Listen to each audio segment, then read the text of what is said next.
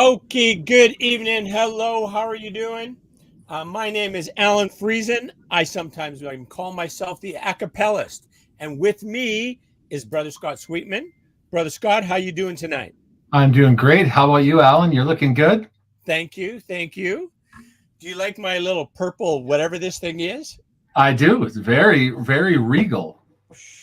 It's actually not even, it's just a piece of material that the gals at the fabric line just cut off for me. I said, oh, I like that material. Cut me off a strip of it. So it's not hemmed or sewed or nothing. I just kind of wrap it around and pin it in place. So yeah. That's wonderful. Yeah, the first cravats were exactly that. They Is were that right? strips of cloth that men used to tie their collars up and keep their, ruffles and things out of their way. And yeah, it's progressed, but there's a return to that every, I don't know, few decades. The raw cravat comes back, and that's sort of that unfinished sort of Cool. thing. Yeah. All right. So I'm really either lagging way behind things or I'm like a new leader again. This That's right. Yeah. decade. Mine tonight is actually kind of a weird one. It's a Louis Vuitton. It's sort of the opposite end of ties and cravats. It's kind of that establishment power tie that were so popular. Yes, exactly. Now. Well, you look powerful tonight. You feeling powerful? I am actually. Yeah, I had some physio, some deep tissue needling. Have you ever done that? I don't think I have. I don't think I have. Yeah, Yeah. I've had Korean, Chinese, Japanese acupuncture, but this is new on me. It uses quite a large gauge needle, and there's Oh, some pain when it first goes in. And the goal is to cause the muscles to spasm, mm, and then they hook up electricity to it, and that okay. causes. What I've had that with smaller needles. Yeah, Yeah, yeah. Okay. yeah, me too. This the smaller needles I find less pain up front, longer to take effect, and maybe not as strong an effect. Where Mm, this one hurt, no question. About a day later, it hurt again, but the pain disappeared completely. So, yeah, I'm excuse pretty. me. Hang on 1 second. You bet. Have a little sniffle thing I got to look after here. Uh-oh. There's a there's a video and a song by Tori Amos called "Caught a Little Sniffle." I think that's what it's called. Oh, there you go. You ever listen to Tori Amos? I don't know. I don't know who that is. So no. Yeah, she's Yeah. pretty quite interesting pop I music. think, the most current music I listen to is like, 25 years ago kind of a thing, right? So yeah, from like 1920s to 1990 or something like that is kind of my range, I guess. Or yeah, so I'm going to yeah. do a quick switch. I realized that mirroring was on, so I'm looking at you, but the video picture looked like I was staring off away from you. Oh, So okay. yeah, yeah. So Okay. I am looking at you, buddy. Perfect. Okay. Okay, so tonight, big deal, right? We've got we're going to talk about a video by one of your favorites and quickly becoming one of my favorite medical researchers slash gurus, Dr. Zack. Yeah. Yeah, he's hard Yeah. to describe, right? I mean, he's a Oh, certified entomologist. What is he? I believe he has 3 board certifications as a doctor, Yeah. like one as a cancer researcher, one as a end of life specialist, and one as a like delivering babies. Mhm. So gynecologist, I guess that would be. Anyways, so I think he has 3 board certifications, and he's super smart. And just like the way he describes things, like I'm gonna try and kind of give my summary of what I understood from what he said, and I kind of have the gist of it, but not all the details. But basically, his thing. Did you watch the video at all, Scott? Did I you? we should share the name with our viewers, right? It's the video. It's a international health summit video called "Diabetes Revealed: Global Health Collapse and the Future of Metabolic Healing." And I think I put the link in tonight's advertising Perfect. on Facebook. Yeah, perfect. It's a long video, like 2 hours. But Over. if you yeah, over 2 hours. But if you watch it, I guarantee you're gonna get some really nuggets of useful information out of it. And if I can kind of just yeah, and you correct me if you can clarify if I don't have it right, but if I understand what he is saying is that the health crisis that we're in, because we are in a health crisis, right? the health crisis that we are in basically started with the use of glyphosate. Okay, Yes. and we would know that as Roundup. For most of us, that would be Roundup. And Roundup was basically a chemical agent used to kill people in the Second World War, that then the manufacturers of it said, oh, but we can do this and use this on crops, right? And then it has been used heavily in a lot of crops, and it goes and it's prevalent in the water supply as well. So in Can I just, sorry to interrupt, Al, but I just did a quick search, and what's really interesting is I kept getting errors on the search, like somebody didn't want me to get the information. I finally got, it was really weird. I got like 15 errors in a row from the search engine. But since 2023, the last update, 9.4 million tons of this globally, and rising every year. Right, amazing.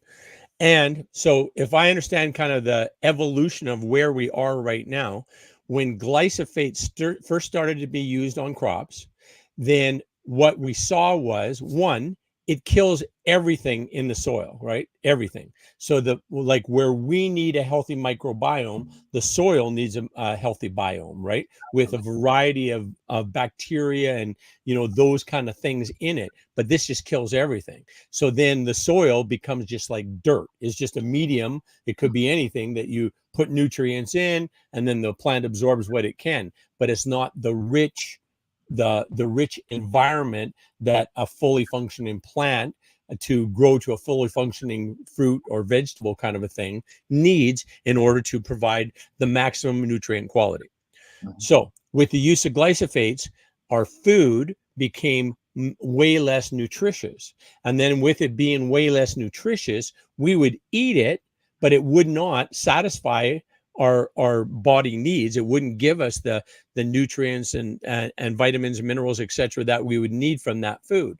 So then we would eat more, right? To kind of, your body says, hey, you don't have what you need here to be healthy. So then we would eat more. Well, then that started the whole thing about weight gain, and where we as a population became bigger and bigger kind of a thing, because we're eating more and more food because we were nutrient starved, if you will. So we're getting enough food, enough calories, but not enough nutrients. And so we would continue to eat, is basically what would happen. And that's where there's obesity is such a huge problem, right? Then, of course, what that led to is diabetes as being prevalent, right? Where diabetes is like this huge epidemic now, right?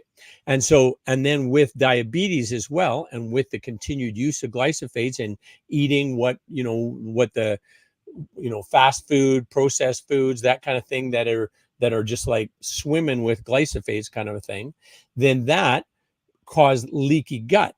And leaky gut is where basically the food that's supposed to be in your gut and digest and then provide you the nutrients, and only the beneficial aspects of the food go into your bloodstream. Instead of that, all of these toxins get into your bloodstream. Then that's where autoimmune diseases come around, right? So autoimmune diseases are huge, right? And it's basically where your body is telling you that you're a foreign agent, and your body is trying to kill that foreign agent, which happens to be your body, right? So an autoimmune disorder is really super serious, and they're way more prevalent now than they ever were. I don't think it was in this video, but in a previous course from him that I took, he also talked about people on the spectrum and ADD and that kind of thing. And prior to the use of glyphosates, the number was like 1 in 5,000 kids or something would be on the spectrum, if you will, right? And on the spectrum means Asperger's and like a whole bunch of different things. And I'm not saying that's a bad thing. It's just more challenging to live if you were on the spectrum, right? And so, but now it's like 1 in 30, right? So from 1 in 5,000 to 1 in 30. So where this all leads to, we have our general health population is heavy, has diabetes, and has autoimmune disorders, which makes life very hard, right? It makes life very hard to have the energy to do the things that you want to do to enjoy life to its fullest maximum potential. So that's kind of my, whatever that was, 2-minute summary on my understanding of it. Did you hear it differently than that, Scott? No, that's an amazing encapsulation of a very, very long video and a tremendous amount of study. I did sort of geek out on the mechanism, and I'd like to explain a little bit about that now. Please do. Dr. Bush is an incredibly intelligent person, far more intelligent than I am. I confess that I often have to read with or watch with a dictionary nearby, because he's very good at, I don't want to say dumbing it down, but he's very good at bringing it into the vernacular so that we can understand it. Sometimes when he's talking with other doctors, they forget a little bit, and you do have to use the right terms and terminology, or no one's going to take you serious in the scientific world, right? So Sure. he kind of walks that thin line, but I find it digestible. But I really think that people should learn a bit more about the science, because when you do, the message is even scarier. And as you know, I grew up on a farm, and of course there was Roundup, like he talks about everywhere. And one of the things that we forget about is it's a water soluble chemical. Everything has water in it. We're 80+% water, or I forget what the actual amount we are. But I know as a kid, you had to be really careful, because if you sprayed Roundup on something, you could see these trails of death. And what it was is, if there was any kind of runoff or rain, wherever that Roundup was carried by water or in any of its form, it kills everything. And the way it kills is it affects the cell wall, the mitochondrial cell wall, and it interferes with the cell's ability to convert energy, light energy, which is where all energy ultimately comes from once it's processed, and like grass and all the things that live. It's just a transference of light energy, right? Which is really interesting when you think about it. But it interferes with our ability to process that normally. And so what happens is, because those cells are damaged at incredibly young ages, and that's why you're seeing conditions like fatty liver, which 2 decades ago, you either had to have a pretty severe genetic condition or a really abysmal lifestyle to end up with a fatty liver. It was uncommon. But now it's incredibly common, even in children, because these cells, when they can no longer process this food energy, a lot of it ends up in our liver trying to be processed. Our livers become fatty. Fatty liver is one of the preconditions to diabetes generally, and other conditions, as you said. So what we're seeing is that the human race, because this is a global problem, like 90 plus million tons in the last couple of decades, and it doesn't go, it dissipates in our water supply, in everything, processed foods, etc. High. And then behind all of this, and you and I've talked about it before, is Monsanto, the company that created Roundup as a commercial endeavor. As you said, it was used as a chemical of warfare before that, the components of it, and GMO crops. So they build crops resistant to their own chemical that kills everything else. Well, that's a great situation, right? Except for everything else, which includes, as you said, all the organisms in soil that decompose things naturally and release that food energy again to be absorbed by other organisms and grow healthy and strong.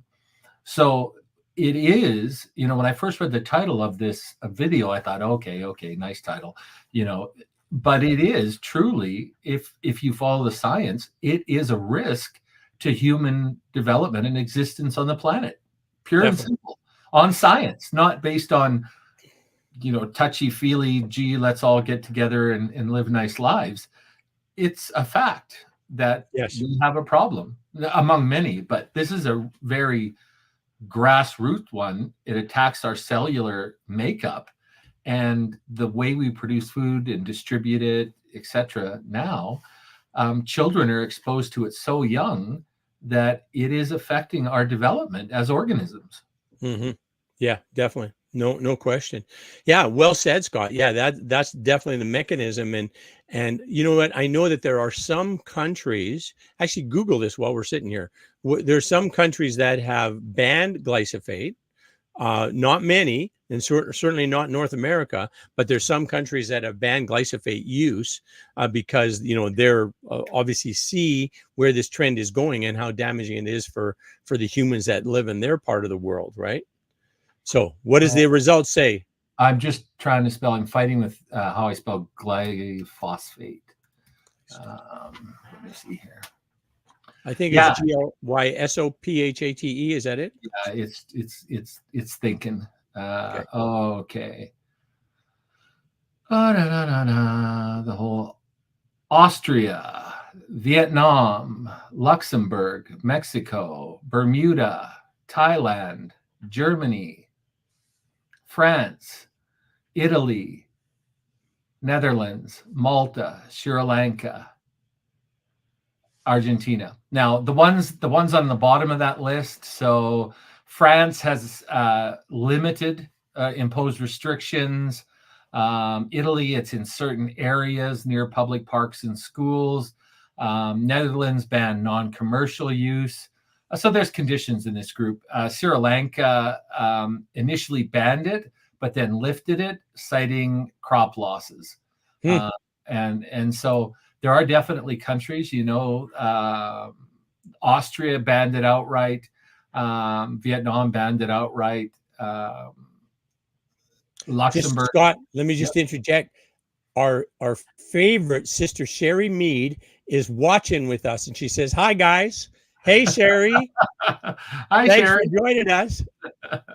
Is she in an airport somewhere? She made it home.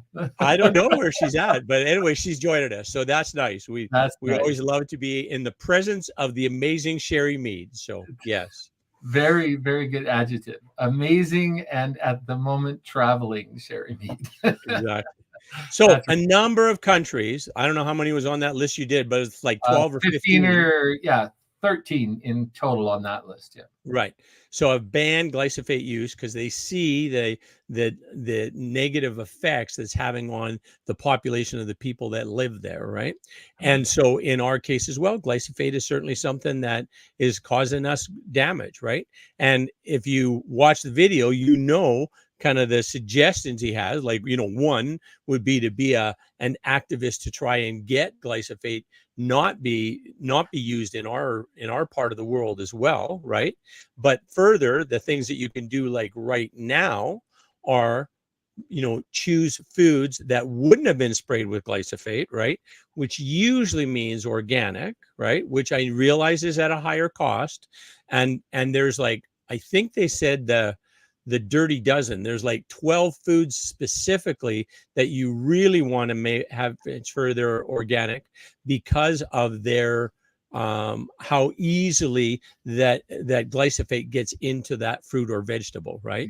So those ones, then if you choose those ones that are at least that is a step forward, that you're not putting the ones that have a high concentrate of glyphosates in them, right? So, and a lot of wheat products as well, I believe, are very saturated with glyphosates too. So, yeah, so that's one thing. Go ahead.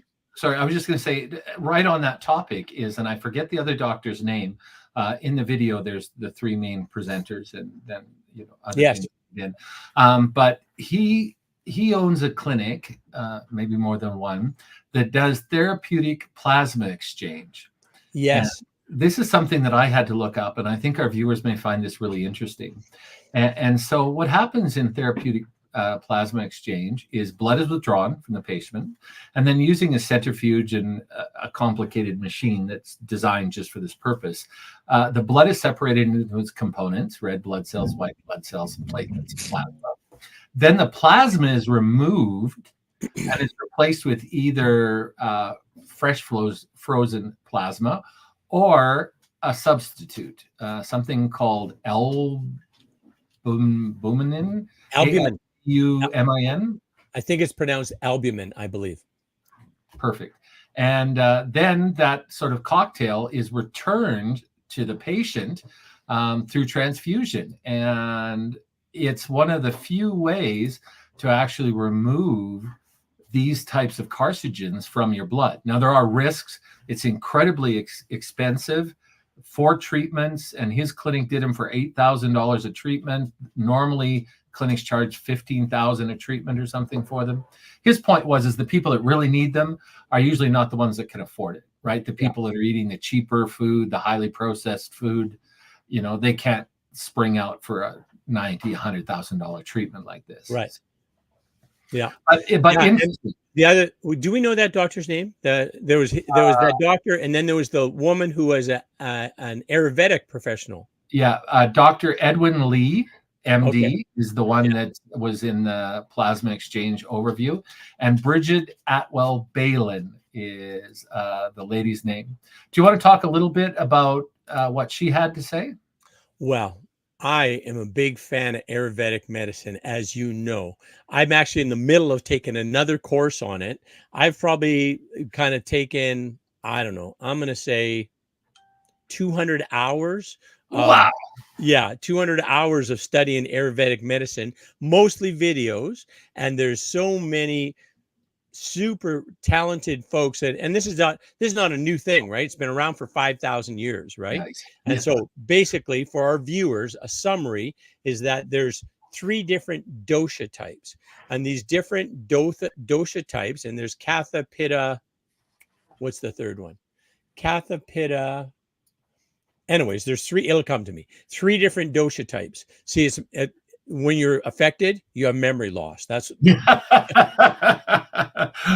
Oh, I must have that too then. so anyways, 3 different dosha types, which are body types and kind of types about your temperament as well, your temperament and kind of how quick you learn and all these kind of things. So, and when you do it, and you can really take the quiz, there's actually a movie called The Natural Law. It's super informative.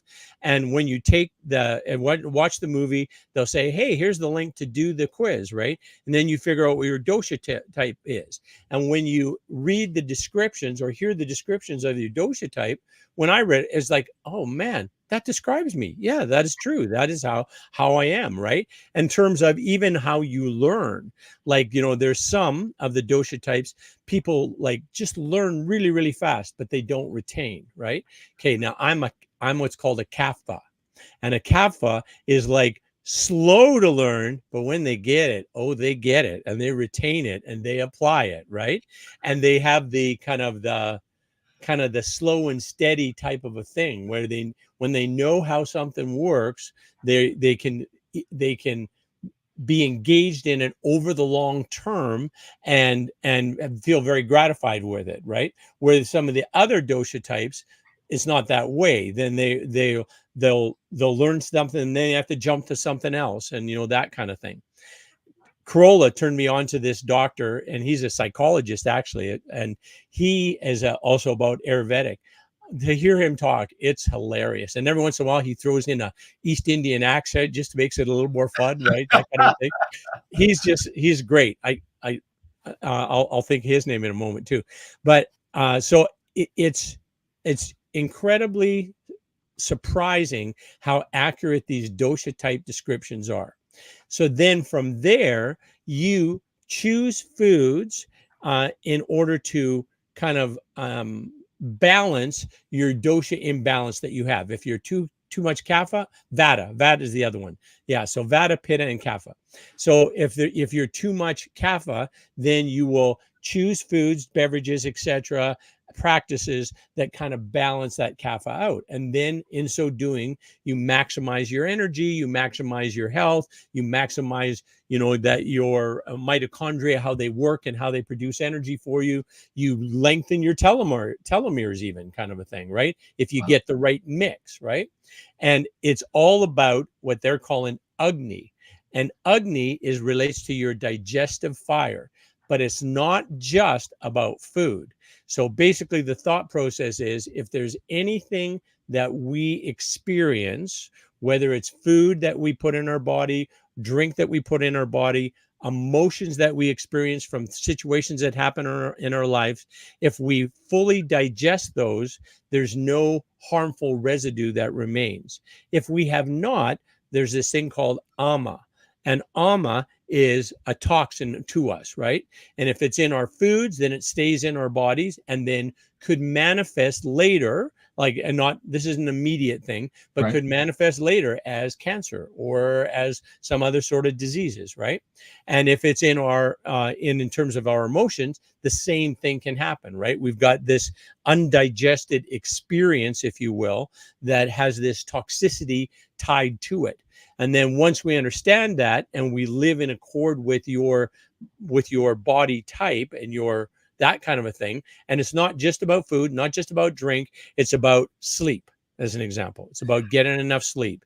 And every one of the body types, it says go to bed by 10 o'clock, get up by 6 a.m. So I've been doing this now for the last, I don't know, month or so, maybe 2 months. And I find it really, really helpful. And I did not like getting up early, first of all, but now it's just like, oh yeah, go to bed by 10 and like 5:45, get up, go to the bathroom. And then the next part that I do now is what's called oil pulling. So oil pulling, you put oil in your mouth, sesame oil is Yeah. what I use because I'm a kapha. If I was a pitta, it would be a different oil I'd use, right? Because that's just kind of, you mix up the oils based on your body, your dosha type, and then you just like swish it around your mouth and pull it between your teeth and that kind of a thing. And he talks about doing it for like 20 minutes. I do it for like 4 or 5, right? And then so you do the oil pulling, and then you do tongue scraping. And tongue scraping is you brush your tongue, and then with this scraper thing, scrape your tongue, right? And then now I only drink warm or hot water, no cold water at all, because for my body type, for my kapha body type, then hot water is what I need to fuel my digestive fire to keep it at the right temp, if you will, so that it can digest whatever it is that I'm consuming, whatever I'm consuming orally, and whatever I'm consuming just in life experiences, if you will, right? So those are just some things there. And then they all of them, they're not totally plant-based. They talk about the value in some meats and dairy products, that kind of a thing, right? I am plant-based, but they talk about to use different things in that way as well, because it's all about, there's nothing that is prohibited. It's just kind of where you have to have it in balance with your body type, right? And so I know for my body, plant-based is certainly working really, really well. They also talk about eating as fresh to source as you can, right? So no processed foods at all, right? And don't, not, if possible, not even use the microwave, right? Because the microwave will damage the nutritional value of the foods. So they're talking about, and I would love to live like this, but I don't, is that from the point you pick it to the point you eat it, it's like less than an hour, right? So you eat fresh produce, you consume it, right? And so that's kind of where, so those kind of parts aren't really realistic for most people. I mean, I guess if you lived in a really warm climate and you had your garden growing all the time and you were just consuming food that was grown in that garden and you were using no chemicals on it, that would work. So I'm not there. Maybe I will at someday, but right now I've just incorporated those changes in my life, and like my energy levels, my clarity thought, my memory have never been better. So yeah. I think we have a fresh food crisis, and Yes. it's really hard. I, like I said, grew up in a farm, but when you're on a farm, and it's changed. I know most modern farms now still buy their groceries at the grocery store, and but on our farm, we had our own milk, we had our own beef, we had our own vegetables from our own garden, we had our own pigs, we had our own chicken, pretty much, except for condiments and things like that, salt, sugar, flour, and Yes. could have produced our own flour. I mean, we had an old milling shed on the farm from when my grandfather's age, where they did mill their own wheat, because it didn't make sense for them to send it out, get it milled, and bring it back for what a family of 5 or 6 would eat. So yeah, but now even like on the ranch there, given the environment we live in, given so many things, it would be even hard for you to produce enough food for you and Corolla to, subsist on completely just on what's your patch there. Of course, education, what's edible, what's not, what can you eat, and what seasons and things would help. But it would be hard, wouldn't it? Do you think? I'm not, I don't know. Yeah, I don't know. Like, oh, no, not on, if we if we didn't have just a garden, if we use like 10 acres, we'd have way more than we need, right? And there's some vegetables, especially, that are super, super valuable in restoring your microbiome and your health. And that's like the cruciferous ones. So like kale is being part of it. So, oh yeah, this isn't part of the Ayurvedic one, but this is what we're doing every day now for the last 2 weeks. So only for the last 2 weeks. But basically, in the morning, I take my Vitamix blender and just as much spinach as I can stuff in it, right? And then put a little bit of blueberries, banana, and wheat germ. And then a little bit of like a protein powder. That we just have some of that. So put some of that in, and then take as much kale as I can stuff in it, right? And then put some water in, like I'm talking like press it down with your fist kind of a thing, and then put some water in it and mix that up. And then I take this big glass of like green smoothie with me kind of a thing. So one for Corolla, one for me. And I eat that during the day kind of a thing at some point, right? So I'm kind of supercharging vitamins in there, and the kale especially. I like kale. So I like the taste of it as well. But I want to back up to when you were saying about on the farm when you would eat and you'd have the spices you'd have would be salt and pepper. Yeah. That's basically it, right? So there's all kinds of spices that have a very beneficial effect for your body too. So another thing that I started doing in the morning is I get my big ass thermos. That's this one right here. Is that a registered trade name, Big Ass Thermos? I don't think that's what it's called, but this one has a very nice, look at the logo on there. Can you read it? Carrying employers, healthy teams. What a nice logo that is. Oh, I like that. Kale. I don't know who those guys are, but they must be good guys. Sherry saying, yay, kale, yay, kale. Okay. So anyways, I take this thermos. I put 2 bags of Tulsi tea, which is also called holy basil tea. So 2 of the tea bags for that. And then I put a little bit of ginger, a little bit of turmeric, a little bit of trifoli, which is a East Indian type of vitamin mix kind of thing. And it's a mix of like 3 different flowers, I think 3 or 4 different flowers, and a cumin, coriander, and fennel seed. So I add those things into there and a little bit of this stuff called hing. And hing is the most gross tasting stuff you can imagine. So it's like the name describes it all, Al. Hing. What's that? Even the name makes it sound not appetizing. Oh, it's horrible. And then if I really need to, well, I don't know if I really need to, I also add in a little bit of jaggery, which is a sweetener, right? So I mix that stuff up and then I just sip on that all day as well. So yeah. How do you find your gastronomic situation? Like, to me, that much fiber and exotic sort of spices, I think I would be really gassy all day. No, I'm first of all, I got Sherry didn't say yay kale. She said she hates kale. Sorry. And then her question is worse than kale, the hing, and the hing is worse than kale, Sherry. I'll tell you, it tastes terrible. It tastes like maybe like dirty socks and I don't know, it's a terrible tasting stuff, but you only put just tiny little bit. So yeah. So anyways, yeah. So I misread her comment about kale. I love kale. And so anyways, I can't stand the stuff. I don't know why. To me, it just seems like you could chew it forever and it's not going anywhere. It's like, well, that's why you mix it into a shake. You just drink it. So that's not bad. Yeah. So anyways, that's I'm a big fan of Ayurvedic. And in that movie, then, Dr. Bush gives reference to the co-presenter there who was an Ayurvedic professional and was talking about Ayurvedic and Ayurveda medicine and those kind of things, right?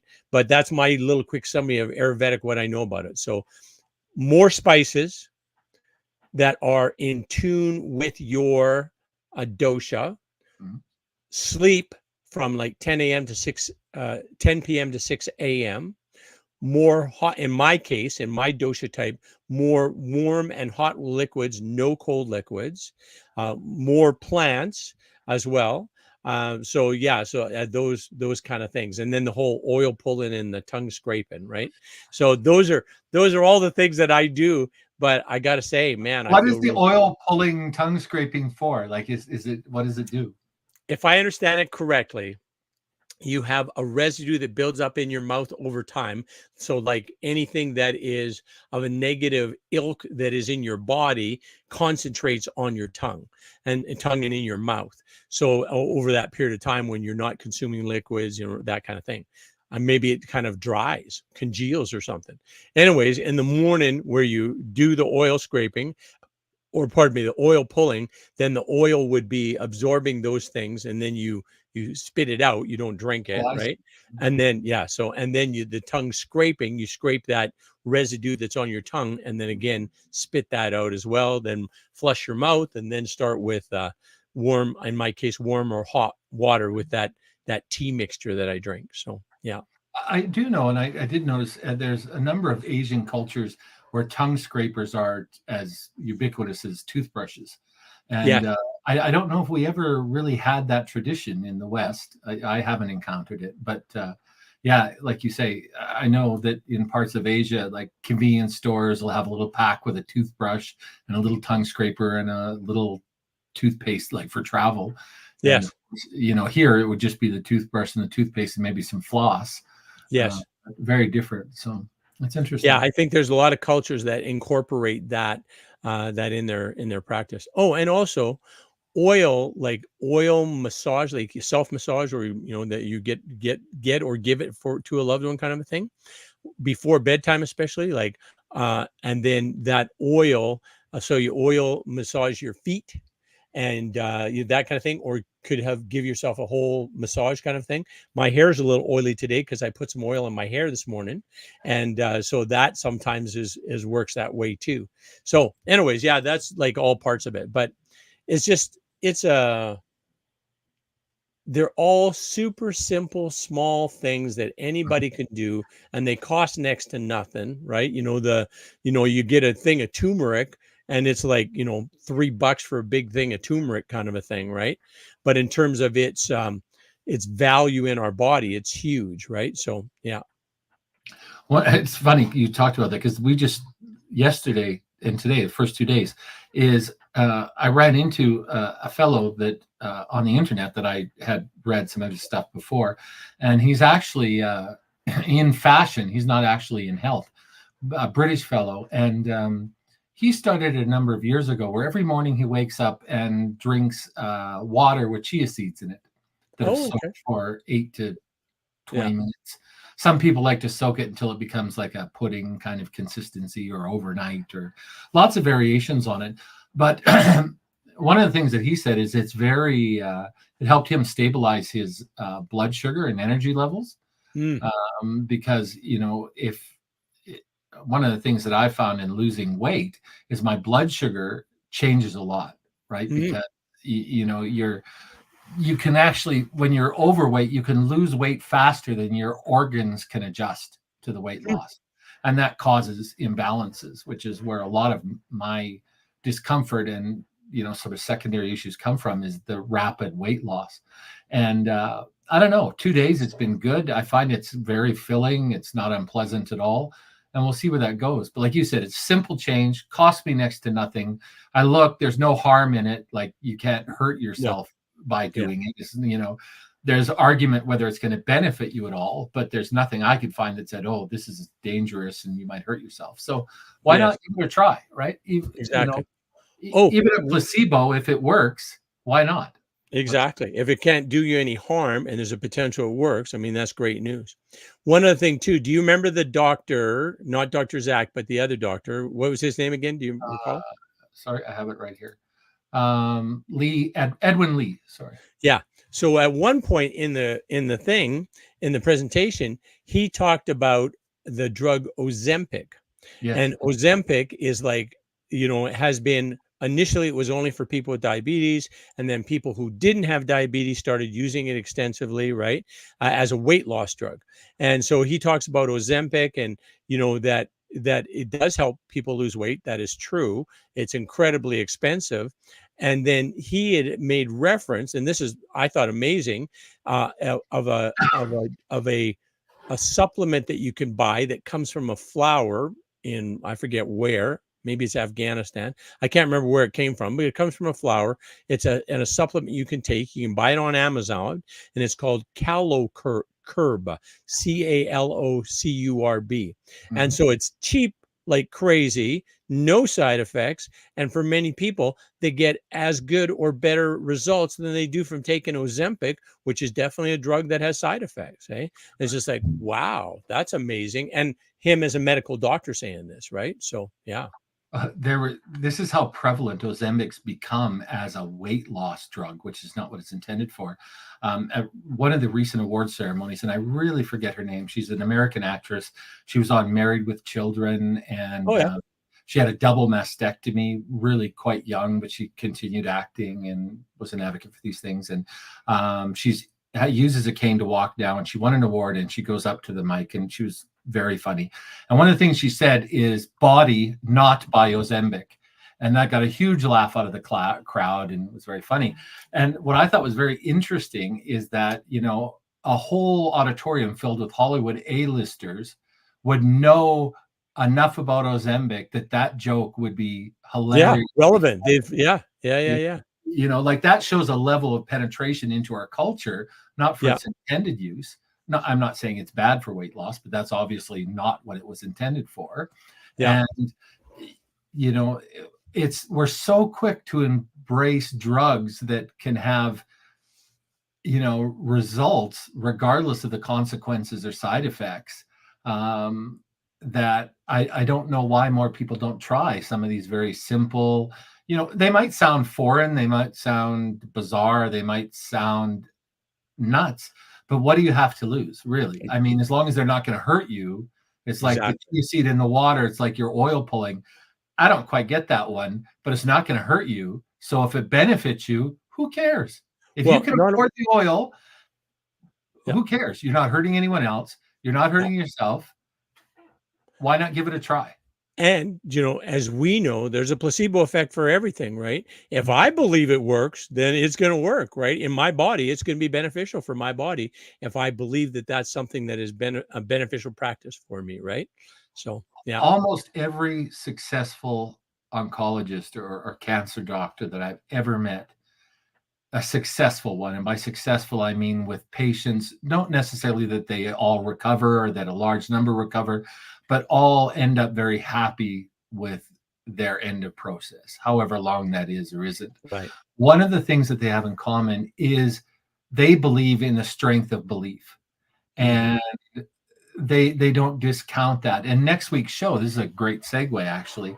Next week's show is going to be about how mainstream medicine, and when I say that, that usually means Western medicine, right? Right. It is starting to open up for mixed care, or opening up the opportunities for people to try and introduce other types of medicine into their treatment plan. And in the past, it was forbidden, right? If you told your doctor that you wanted to try some herbal remedy, they would tell you, be realistic here. This is what you need. This is the most advanced science in the world. This is what you need. And they would tell you not to do it because it may have adverse effects or it may interfere with your treatment. And sometimes that would be true. But there was no discussion, right? I mean, Yes. it was it was Western medicine, whatever the current theory was, that's what they did.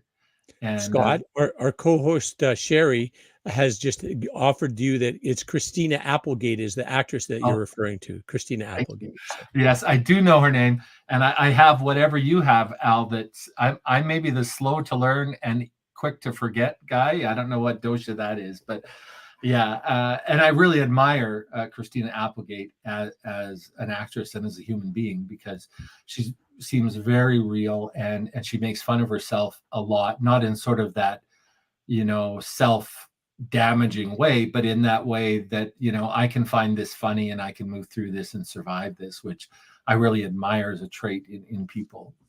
So you were just saying that the whole placebo effect Oh, and our belief system is something that is going to be, this is our segue to next week's show. yeah. Yes. Next week's show is going to be talking about and bringing some really interesting information, statistics, and research on how the medical system is opening itself up more and more to, incorporating alternative, and they're not even calling them alternative. I'm not going to spoil that for next week, but the language is changing, the attitude is changing, and the results are changing, which from, let's face it, I was watching a great Korean drama last night, and the lady was taking heart medication, and she hadn't told her daughters, and there was an accident, and her daughters found out, and they were very angry. And she said, "Look, who at my age doesn't take pills for something?"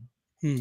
And Yeah. that's true, right? I mean, Yeah. how many people do you know, and in our business, certainly, how many people above mid 50s to 60s that aren't taking some kind of long-term medication for True. blood pressure or heart or circulation? Okay, I'm looking forward to that discussion next week. But Yeah. also think of the medical community where in many cases they don't even suggest to the patient that there's alternatives that they can try themselves, or changes in lifestyle, or changing what food they eat, or changes in whatever habits and behaviors they're doing to say, hey, this might improve your health. You might not even need a drug, because the system is broken, that they want to get you out of there in like 6 or 7 minutes. So you listen to the story, you write the prescription, boom, give it, and they're out the door, kind of a thing, right? So that's I was listening to one of the presenters on this Ayurvedic course I'm in the middle of right now.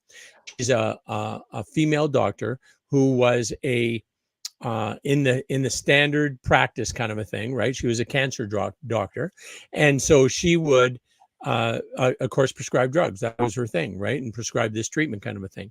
And then when she goes and she becomes engaged with Ayurvedic medicine and becomes an Ayurvedic practitioner, well, she had her revenue dropped like 60%, right? Because now she's not spending 7 minutes with a patient, she's spending like 5 hours with a patient, right?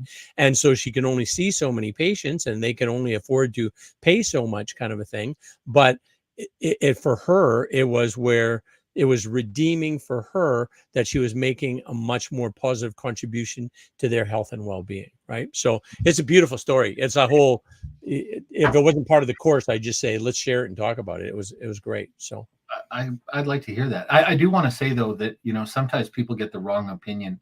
And in our modern medical system, due to shortage of doctors, due to the cost of insurance, due to the cost of overhead, the doctors don't really have a choice. If they're nope. talking to patients longer than what I think it is, 17 minutes or something, they're losing money. And it's not that they're losing, $500,000 a year in wages. Most physicians, look up what a GP makes in Canada, and you'll be surprised, given the insurance they have to pay, given their overhead.